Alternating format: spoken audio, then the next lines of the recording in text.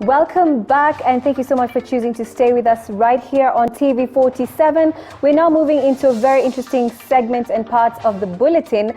But first, you can remember to interact with me on social media platforms. That's at TV47KE and at Lucy_Riley. You can also send in your text messages to 22047, and we can keep this conversation going. Now, we're here to discuss the role of the regulators in building or killing or frustrating the film industry. And to my nearest right, I have guests with me, and I've got Eric Ekodida, I beg your pardon. That's a gospel rapper, well-renowned gospel rapper. Thank you so much for joining us. How are you doing? Conform. Good, good, good. And then to my furthest right, I have Nelly Muluka, who is the Corporate and Communications Manager at Kenya Film Classification Board. That's KFCB. Good evening to you. Good evening. Yes, it's a wonderful day today indeed, and it's Valentine's. I hope you had a wonderful day. Oh, sure. Yes. So basically, we're here to discuss really the role that the regulators have in the film industry and music industry more specifically. And there's been a lot of debate and talk when you look at the regulators and what content is, allowed to go on free to air and what content is not. And so first, we want to just start by getting to know what exactly is good and bad content when you look at it according to the Act 222. So perhaps I can start with you, Nelly Muluka. Okay, thank you very much. First of all, I must briefly just talk about who we are, because we are misunderstood. And once you don't know who we are, then you'll not understand what we do and why we do it. Kenya Film Classification Board is a regulatory agency. Mm-hmm. We are we are a government body. We are mandated by the Films and Stage Plays Act, Cap 222, to regulate film and broadcast content at the creation, distribution, exhibition, possession, and even broadcast levels, with the aim of protecting children against exposure to harmful content, and also to promote our culture, our national values and aspirations, together with morality. Further, KICA 46I, it gives us the mandate to enforce the watershed period. That's the period between 5 a.m. to 10 p.m. So within that period, we are supposed to enforce and ensure that whatever is shown on the free-to-air TV and radio should be fit enough to be consumed by all family. So all family viewership, that's what we do as a regulator. And then when we are talking about clean and maybe content that is not clean, there are the things that we call classifiable elements. These classifiable elements are the elements that we use when we are classifying content and artistic content that we are given. It may be a film, it can be a work of music, it can be whatever that we are classifying. So we look at sex and nudity, we look at religion, we look at profanity, we look at violence, we look at community, many things. According to many people, we are just looking for sex. That's not all we look for. In fact, it's very limited of what we look at. And then we look at, are they present in that piece of art that you've given us? And then secondly, if they are present, how frequent are they? Then we have people who regulate. There'll be 3 as we are, or 5. So they'll be looking at the presence and the frequency. And after they look at that, we give age appropriateness. So according to the content that you will have submitted, it may be general exhibition or parental guidance, or it can fall under 16 or 18. Or maybe restricted. So we have all those categories, and depending on the language, depending on if it is too much of adult, it will go to 18 and below, 18 and above. That means that it goes after the watershed period that I've spoken about.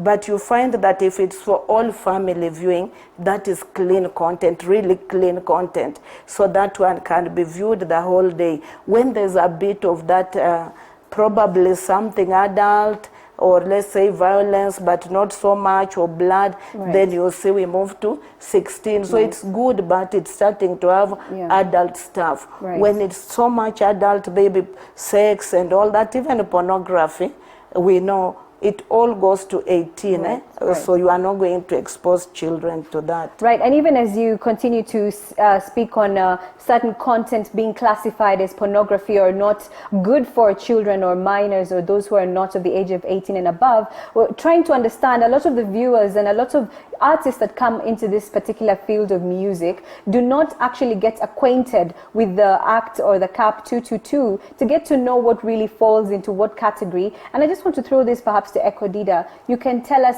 as an artist, when you walk into a studio and you want to create music, of course, you're a creator. And so do you really get to understand what it is that the law regulates and stipulates for artists to be able to do and what they can't do? Because you'll find that a lot of the times artists fall short and they'll create content that sells. So what is your opinion on this? I think one, information.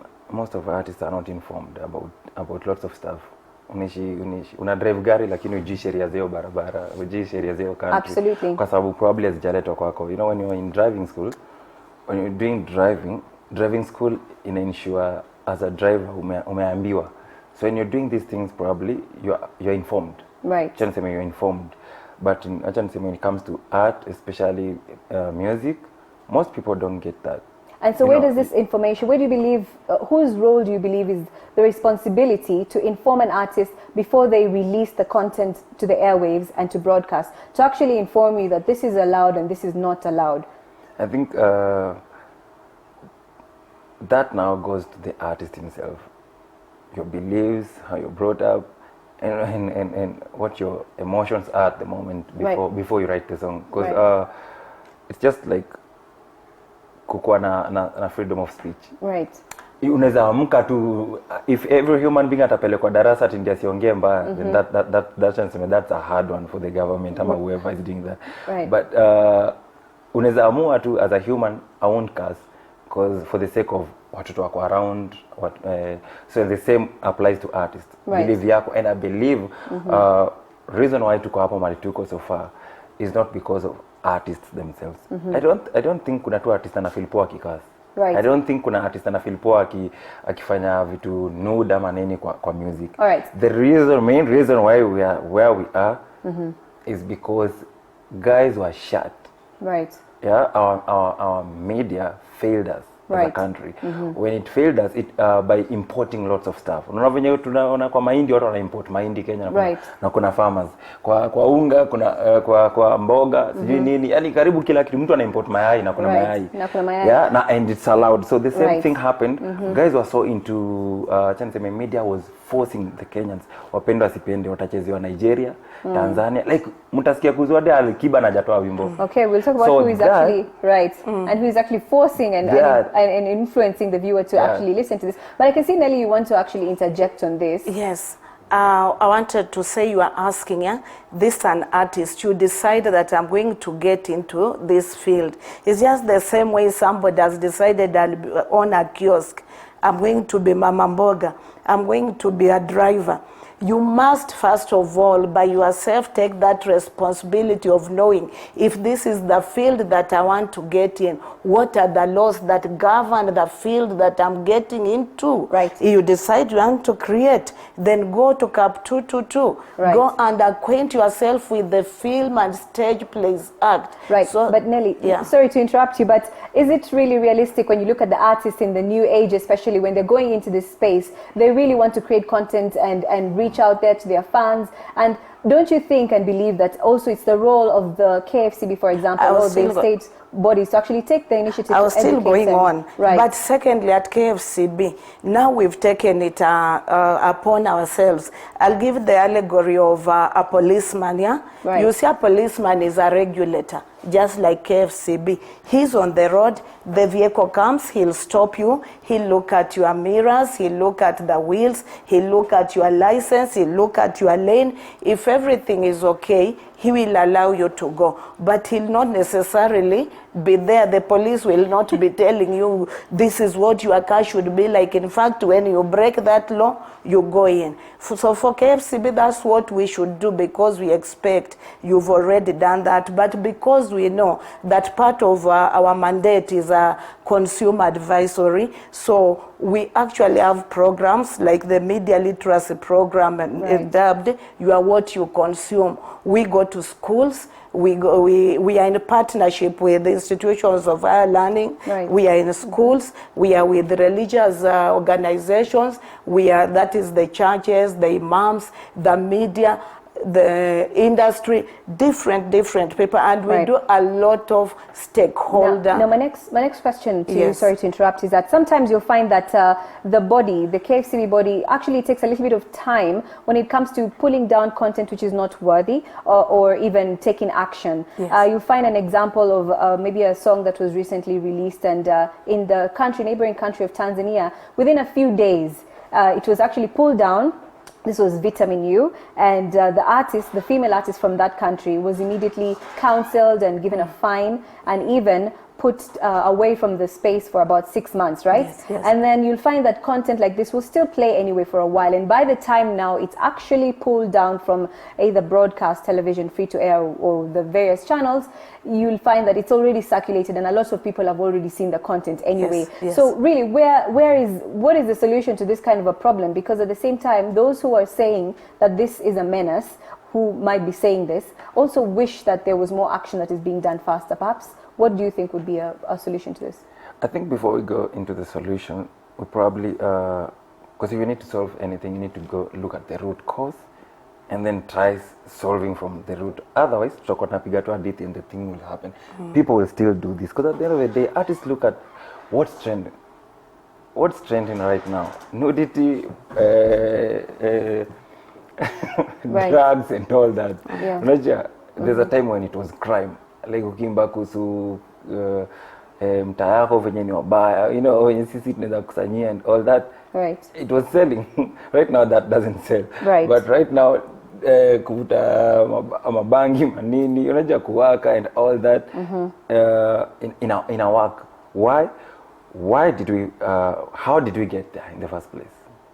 That's the question we need to ask ourselves. And as far as I'm concerned, we got there because guys were shut.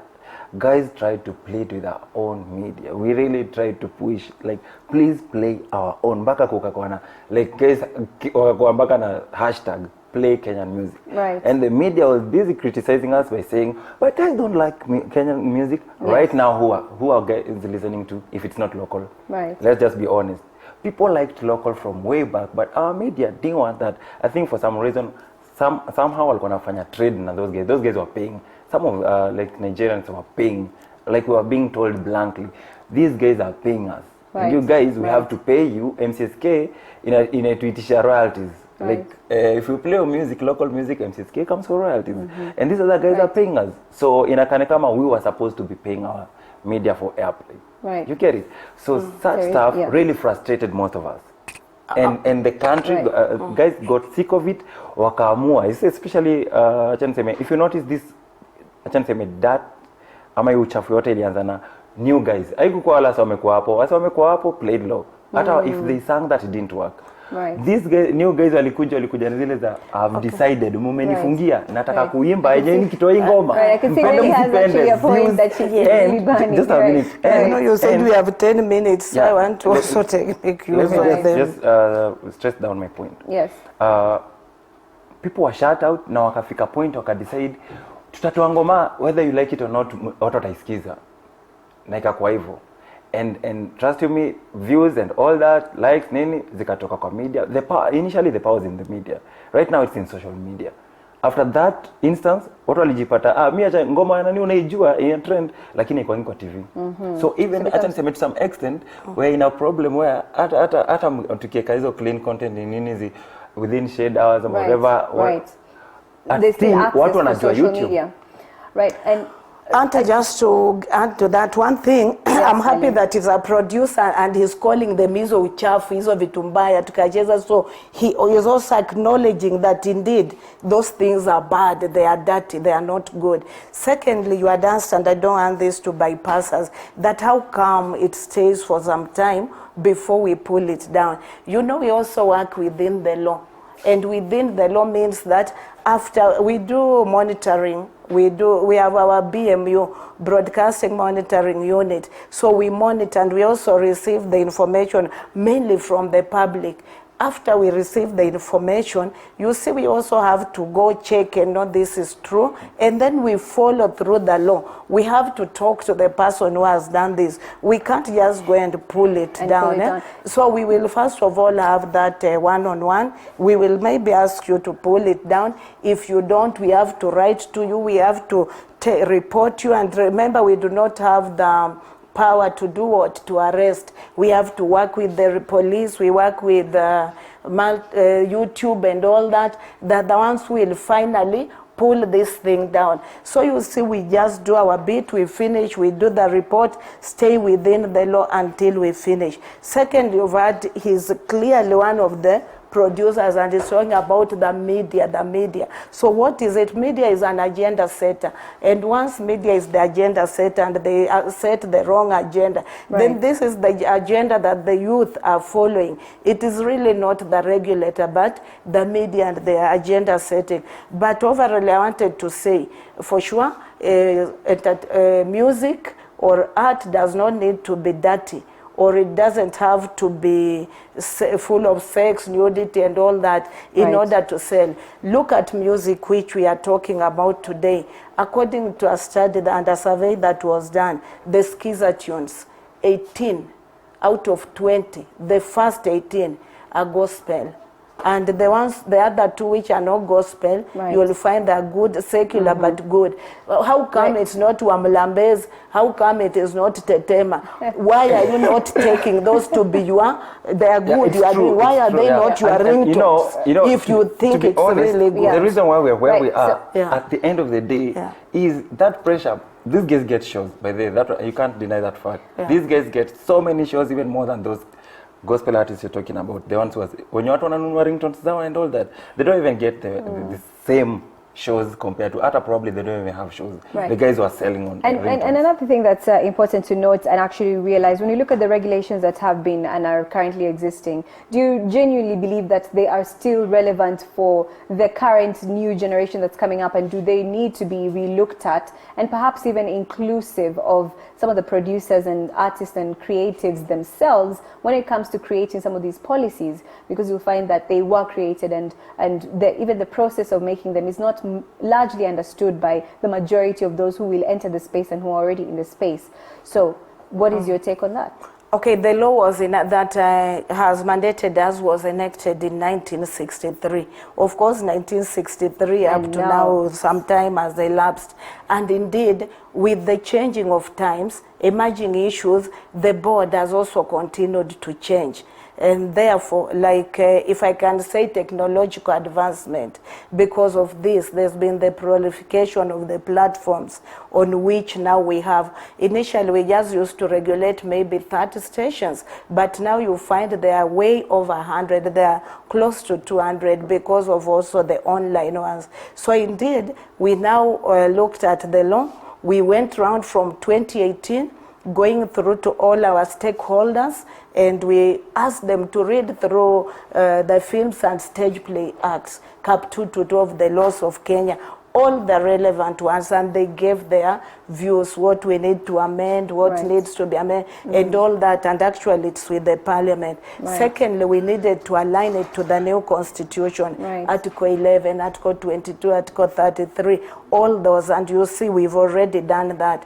And then we are now also working online. We realize that's why we are now working with MultiChoice, with the YouTube, with the Facebook, so that together we can also monitor even for the safer places for children online, protection and all that. So in brief, we also are working with changing with the times, and the law has already, there was public participation. It's with the parliament. It's just a matter of time. Thank you very much for that. But it's still relevant. Right, Nelly Muluka. And maybe just to close us off, I would like to hear your voice, Ekodida, especially because you are very strong on the belief that it's the newer generation that these regulations are affecting them, are actually being affected by these regulations the most, the newer generation. And so the problem is with the moral fabric of the society and how maybe the upbringing is.